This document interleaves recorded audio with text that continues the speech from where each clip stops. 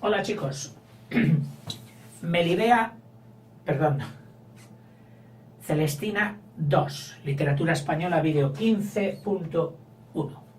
Como te he dicho al final del vídeo anterior, vamos a empezar ahora con el argumento. Pero para que lo entiendas mejor, te voy a hacer un croquis de los personajes. Los protagonistas: el noble jovenzuelo lanzadísimo y pretencioso Calisto. La noble hija de padres ricos, pero ricos al estilo ya humanístico, de haber conseguido el dinero trabajando. No por nobleza, por herencia de castillos y de tierras, no, sino haber laborado, trabajado. Esto ya propio de la riqueza de la burguesía que aparece en el Renacimiento. Melibea, mimada y superprotegida, a los que sus padres le han puesto lógicamente una dama de compañía, que es Lucrecia. Calixto, asistido por tres criados, que siempre llevaban, en concreto por Parmenio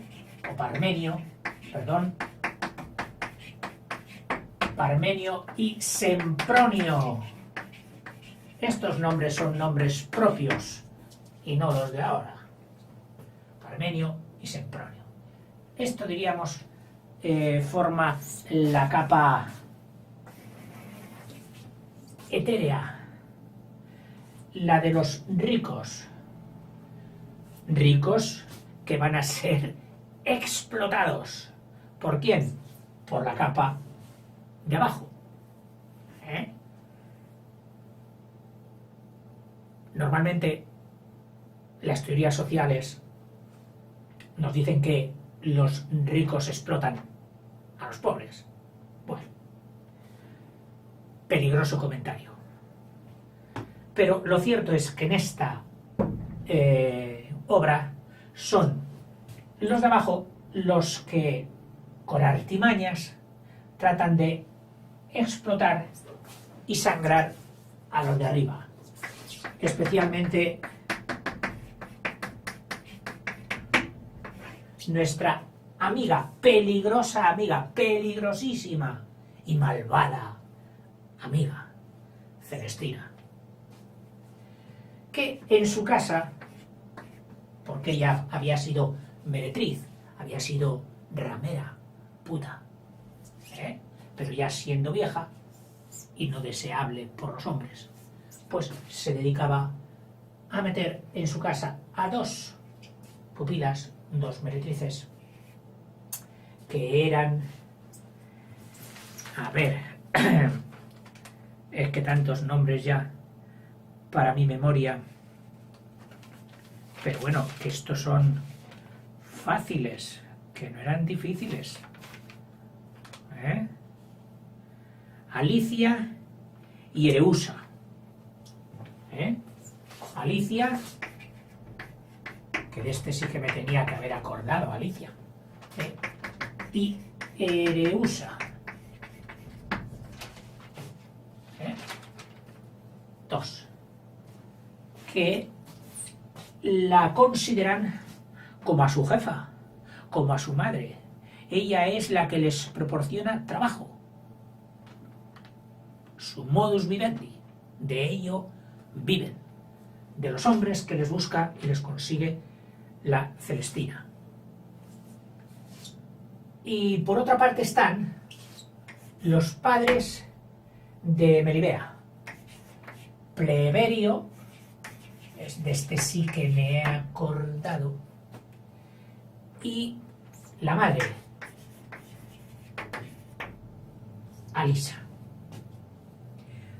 Hay otros, porque al autor le gusta hacer parejas. Es un sistema de caracterización psicológica que tiene él. Emparejándolos, siempre tiene el recurso de, mediante las similitudes y los contrastes, es decir, de lo que se parecen y lo que se diferencian, estructurar la personalidad de cada uno de ellos. Entonces lo hace así, emparejándonos.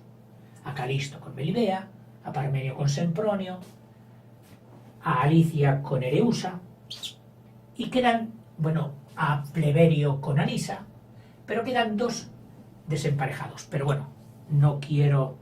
Vamos a empezar con el argumento. Bueno, pues resulta que en uno de los deportes de aquella época, que era la cetrería, que ya sabes que es amaestrar halcones para que cacen para ti, a Melibea se le despista un halcón y va a parar a un huerto interior, cerrado. Vamos a que se ha metido ahí. Y resulta que era el huerto de un joven apuesto, rico, muy pagado de sí mismo, que era Calisto. Al ver a Melibea, flechazo de aquellos impresionantes. Pero no un flechazo de Cupido, sino más bien un flechazo de Epicuro,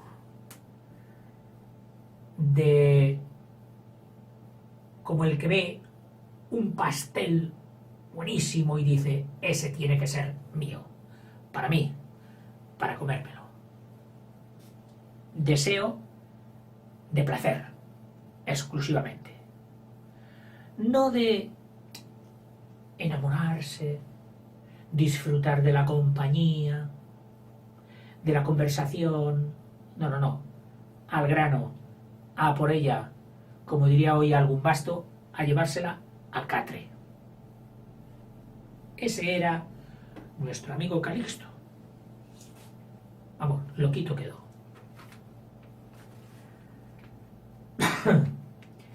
Claro, por una cuestión educacional, Melibea, no, imposible. Los matrimonios y las relaciones tienen que estar mediatizadas. Y al lado tenía a Lucrecia que le decía, eso nada, sin permiso de tus padres, ¿cómo te vas a ver con este chico? Imposible. Además, mira a ver cuáles son sus intenciones y todo eso. Total que ella, haciéndose la buena niña, de eso nada. Y le deja bien claro que con ella no tendría nada. ¿Qué ocurre? Que Calisto se enrabia todavía más. La negativa parece ser que le enardece, le aumenta los deseos. Y se entera, por medio de sus criados, que hay una tal Celestina, que es hechicera, que proporciona embrujos, bebedizos, para cambiar la voluntad de Melibea. Esto se lo diría seguramente Sempronio. Ya veremos luego por qué. Parmenio le dijo, quita, ¿a dónde vas a ir a esa? Peligrosísima, como caigas en sus manos, te destrozará. Hará de ti un desgraciado, te llevará a la ruina. Pero Calisto estaba cegadito.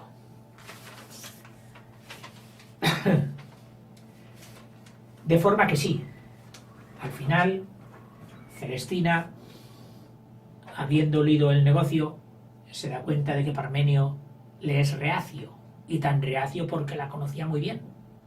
También la conocía porque la madre de Parmenio había sido la instructora y maestra de la mismísima Celestina. Imaginaos si la conocía bien, sus artes y sus maldades.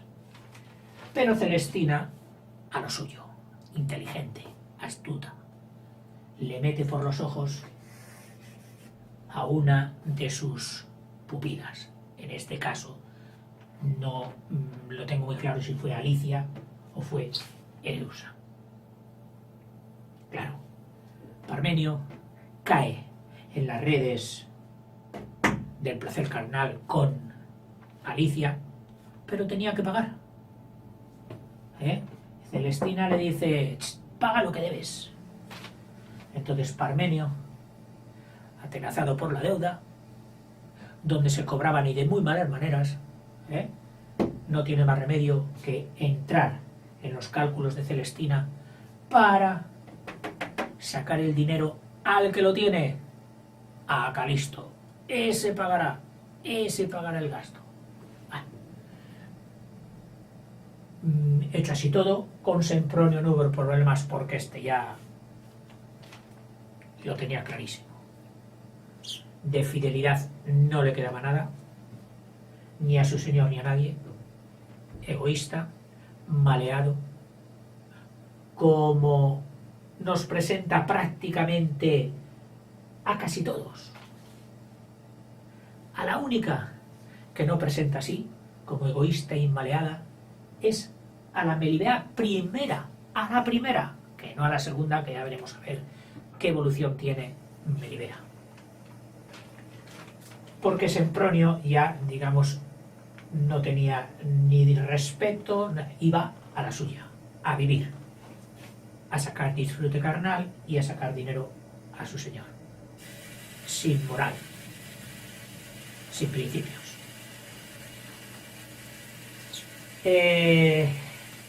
Celestina, mediante un conjuro con Plutón, que es como llaman allí, o ella llama al demonio, lo encarna en la figura de Plutón, no del que se siente sierva, no, del que se siente como socia. Es decir, ella le canta las 40 también a Plutón y le dice que si le concede esto, tendrá esto otro, y si no se lo concede, no tendrá esto y lo otro. O sea, curioso esa interrelación de hechicera con el demonio. Entre hechicera y bruja, luego lo comentaré. Sigo con el texto. Con el argumento. Calixto, o bueno, mediante ese hechizo, Melibea cambia totalmente y radicalmente de actitud y ahora ve a Calixto como un joven apuesto, deseable, etcétera, etcétera, etcétera. Y luego, bajo el influjo de Celestina, se lanzará a disfrutar del placer del cuerpo, que es en lo que Celestina es una maestra, como si quisiera hacerla a ella una de sus pupilas.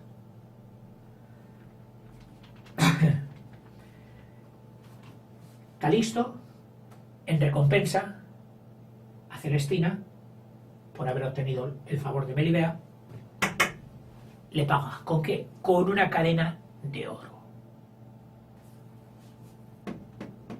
A estos dos se les hacen los ojos chiribitas de avaricia, que es la avaricia uno de los ejes fundamentales de toda la obra. Si tuviéramos que poner ahí un vicio, no pondríamos la lujuria, ni pondríamos la deslealtad, no, pondríamos avaricia, que es lo que mueve a Celestina. Celestina no debía vivir mal, tenía para ella, pero era la típica avariciosa de querer siempre más.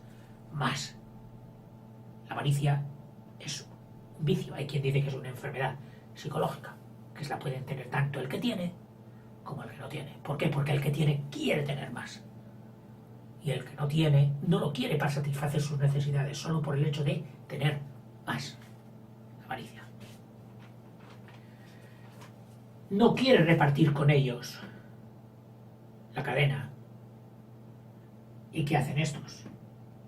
Montarle gresca y en un de que vieja bruja, le pegan un golpe mal dado y la matan. De la que seguía. Principalmente, estas dos se sienten las perjudicadas. Se han quedado sin su maestra. sin su medio de vivir y solo piensan en vengarse de Parmenio, Sempronio y de Calisto. Y montarán con un paisano, amigo suyo, un tal Centurio, y el cojo Trastor. Montarán una conjura, un plan para vengarse de ellos. Ya muerta Celestina, un día en que Calisto y Melibea yacían en sus amores y disfrutes carnales, a los que Melibea se había entregado en cuerpo y alma totalmente a ese frenesí del amor joven, oyen ruido y voces en la calle, de peleas. Allí estaban vigilando Parmenio y Sempronio montando guardia a su señor. Entonces Calisto, oliéndose que algo grave pasaba, deja el lecho, se asoma por la tapia altas,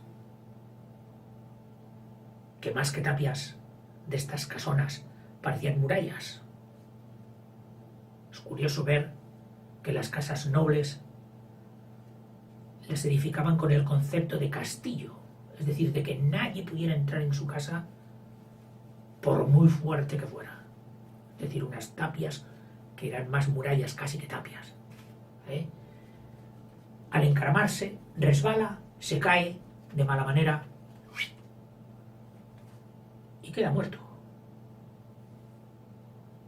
Los gritos de los criados, el temor de Centurio y el cojo Trasto que echarían a correr para que la justicia, la santa hermandad de aquella época no les pillara. Melibea, oyendo todo el alboroto, se asoma, sale, se da cuenta de lo que ha pasado, que su Calixto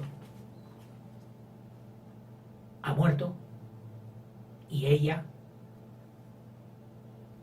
en un arranque de locura, de desesperación, de fracaso total, decide suicidarse, se tira y muere al lado de él. La comedia, que empezó llamándose comedia y que luego pasó a ser tragicomedia, tiene este final trágico, que el moralizante autor nos diría: veis, así acaban los que se encomiendan a personas como Celestina. El autor existencialista nos diría: veis, esto es una caca, no hay nada noble en el mundo y todo acaba mal. El autor judaizante nos diría: veis, esta sociedad de cristianos viejos, puritanos, que son más que nosotros, más que los conversos, viven y alimentan y alientan una sociedad podrida. Distintas aplicaciones y distintas intenciones que se pueden colegir de toda esta trama. Pleberio, el padre, al darse cuenta de su hija muerta, el padre que había luchado por hacerse una posición que no le venía de padres, al estilo de la Edad Media en que la riqueza se heredaba mediante tierras, posesiones, castillos, casas, etc. Él era ya un burgués renacentista, que había hecho su fortuna trabajando, laborando, de artesano, de comercio, sacrificándose por su hija Melibea, y se le ha venido todo abajo. Siente en sus lamentaciones finales, que prácticamente es el que cierra el acto, siente la esterilidad de su vida, el fracaso total, descompuesto. Y su esposa, Alisa, que había sido la típica madre empeñada en emparentar mediante su hija con un buen partido que asegurase su descendencia y la seguridad de su vejez.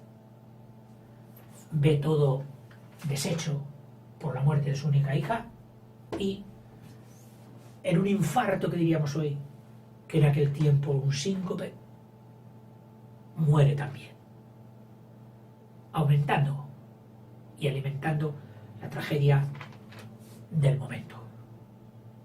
Ese sería el argumento. Todos los personajes se nos presentan ya humanizados, es decir, ya no están en clave medieval, súbditos de Dios, hechos para mayor gloria de Dios, en la esperanza de una vida futura que condiciona la vida presente a la adquisición de la gloria y del premio divino. No. Aquí son ya hombres. Estamos en el Renacimiento, donde la figura del hombre, ensalzada en Grecia y en Roma, había renacido de las manos de Petrarca, de Boccaccio, de Juan Ruiz, con el libro del buen amor. El hombre, con sus vicios y virtudes, pero sobre el que se han encendido los focos. Esos focos que antes solo iluminaban al Dios remunerador, al Dios omnipresente y controlador de todo, al Dios que proveía a los humanos de sus gracias y de todo lo necesario para su existencia si se portaban bien con él. No, ese concepto medieval ha quedado aparcado y ha venido el humanista, el del hombre. Todos sus personajes están humanizados, pero pone énfasis en sus vicios más que en sus virtudes. El egoísmo, son egoístas, individualistas, prácticamente viene a ser sinónimo. Hemos dicho que para describir sus personalidades los empareja. Solo había dos desemparejadas. Celestina, que por su magnitud y su característica extrema de todo, no podría emparejar con nadie. Y Lucrecia, que no la emparejaba porque hacía precisamente de desplazada. Lucrecia en un principio adoctrina a Melibea y le reconviene, no vayas con ese. Uy, si se enteran tus padres. Además no te conviene por esto y por lo otro, pam. Pero Celestina, la inteligente, oliéndose y dominando todos los hilos de esta comedia como las marionetas, le dice, uy, te huele un poquito la boca, pero yo tengo un remedio para el olor de boca. Y Lucrecia lo acepta. Y tengo unos aceites o cremas para quitarte esas arrugas y esas patas de gallo que te van saliendo. Y Lucrecia lo acepta. No será nunca amiga de Celestina, pero acepta sus dones, sus regalos. Y entonces ya acaba por conceder que Calisto se relacione con Melibea. Y llega a más incluso, porque se enamora de Calixto, pero en secreto. Sabe que Calisto nunca tendrá ojos para ella, sino para su señora, pero le gusta que Calixto esté presente por ahí rondando, para verle, para disfrutar de su presencia. Esa sería Lucrecia. Vamos a ver ahora, aparte de lo que ya te he dicho y procuraré no repetir, personaje por personaje, qué flores podemos echarles a cada uno. Empezando por la vieja bruja, la Celestina. Dice que es hedonista. Es decir, para ella no hay nada trascendental, nada superior, nada elevado, nada noble. Solo hay cosas materiales. Disfrute material, la comida, la bebida, el sexo, la gula. Es lo que hay. Carpe diem, o carpe diem, que decían. Disfruta este momento. O como decía aquella frase bíblica, me parece, comed y bebed, que mañana moriremos. Es decir, no hay esperanza, no hay otra vida, a vivir esta, como sea y a costa de quien sea. Avara, lo hemos dicho ya, avara, egoísta, vital, activa, con un montón de recursos para cada problema que se le presenta, ella tiene su solución. A este le da una de sus pupilas, al otro la otra, a Lucrecia los aceites. Ella tiene soluciones para todo. Tiene también su honría profesional. Ella es una profesional de proporcionar goce carnal, de proporcionar el amor. Ve a un hombre y es un posible cliente. Ve a una mujer y es una posible cliente. ¿Cómo? Proporcionándole el goce carnal prohibido, fuera de su pareja. Y por lo visto tenía mucho éxito, porque era inteligente. Solo le faltaba poder entrar en los círculos cerrados de esas personas, que eran las que tenían el dinero. Y era difícil, puesto que estas personas no se codeaban con estas de abajo. Guardaban muy bien las distancias. Ella encontró el subterfugio de hacerse vendedora, de las que iba por las casas vendiendo. ¿Qué vendía? Las cremas o aceites, vendía hierbas, vendía ovillos, vendía adornos para las damas. Y entonces así lograba meterse, lograba hablar con la criada, con la dueña, con el marido, con este y a todos proponerles y tejer su red de araña. Bebedora, le gustaba el vino, bebía. Inteligente, mucho. Orgullosa de su oficio.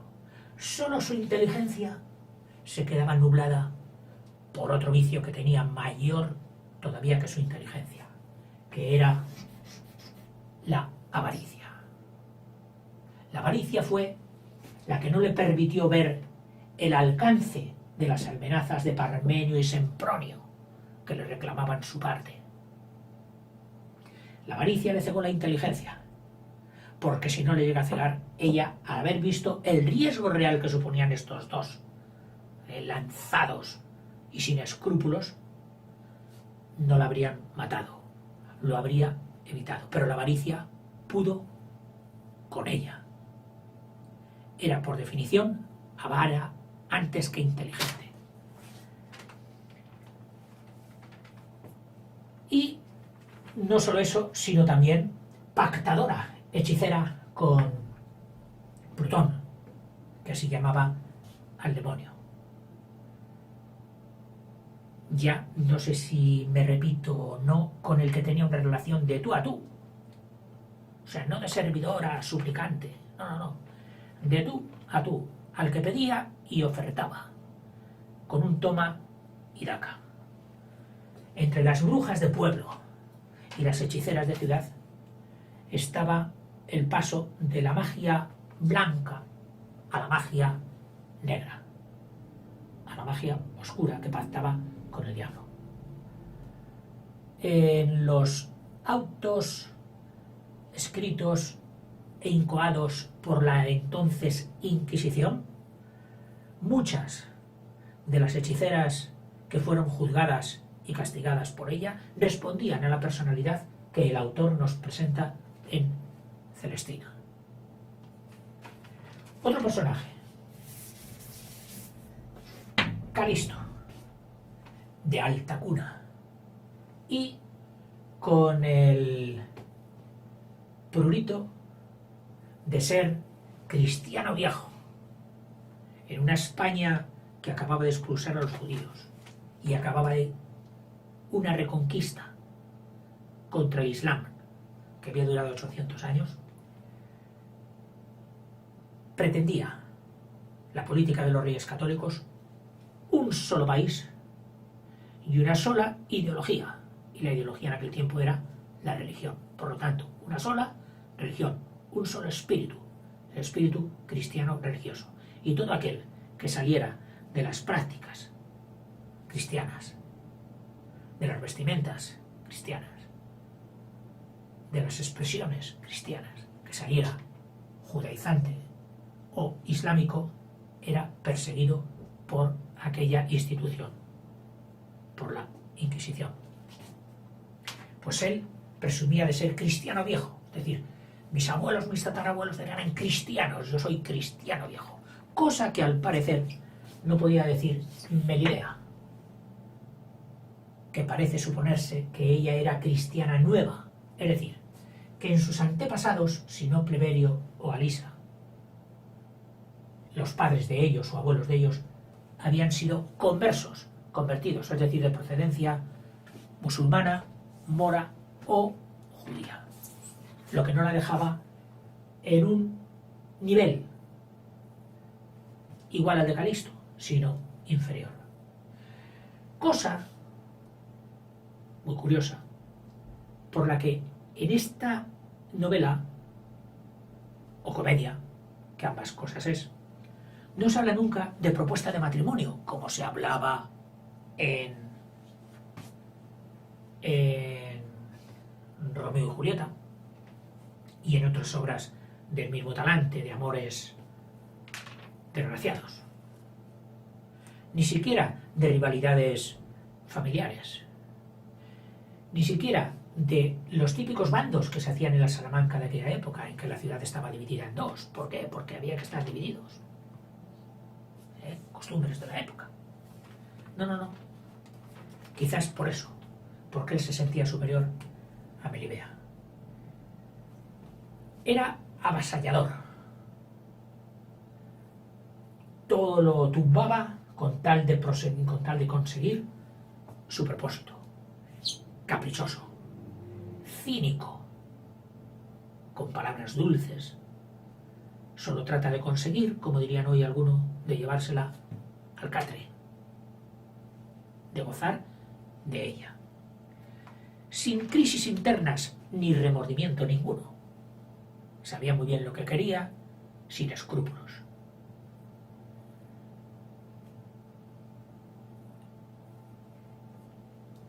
Un poco afectado en el lenguaje, para hacerse el aristócrata, el elevado. Tanto que sus criados se reían a veces, remedándole, imitándole burlescamente, entre ellos. ¿Y qué diremos de Melibea? Pues que era la típica niña mimada por sus padres, cuidada entre algodones, pero vehemente, que cuando se entregaba sin límites. Pasa de la resistencia inicial, inducida por su educación, por supuesto, no por el hechizo, pero en la comedia sí, a ser una entregada ferviente. Pero una entregada ferviente no a un amor bello, puro, no. Mediatizada y aleccionada por Celestina, un amor para gozar, un amor hedonista, un amor del goce carnal, que por supuesto es totalmente lícito y un disfrute que la naturaleza nos ha puesto para su perpetuación, pero que en los ojos de Celestina era lo único, sin un endulzamiento de relación de apoyo mutuo, y de afecto puro. No, no, no. Únicamente lo carnal y sexual. Como si Celestina quisiera hacer de Melibea otra de sus. Y Melibea lo acepta y lo realiza.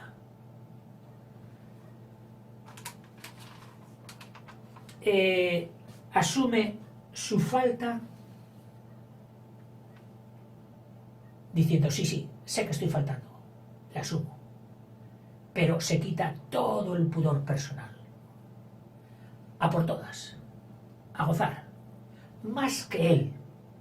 Calisto es el gallito, que solo con conseguirla ya se da por satisfecho. Ella no. Ella disfruta de la relación y del roce y del sexo. Que lo que la Celestina le dice, que él pague el gasto y tú te llevas los frutos, que es el disfrute. Esa era el triángulo entre Celestina, Calisto y Melibea. Otro personaje, y me parece que ya vamos a tener que cortar aquí, porque si no me juegan malas pasadas, la cámara se corta y yo me quedo hablando para una cámara cerrada. Hasta ahora.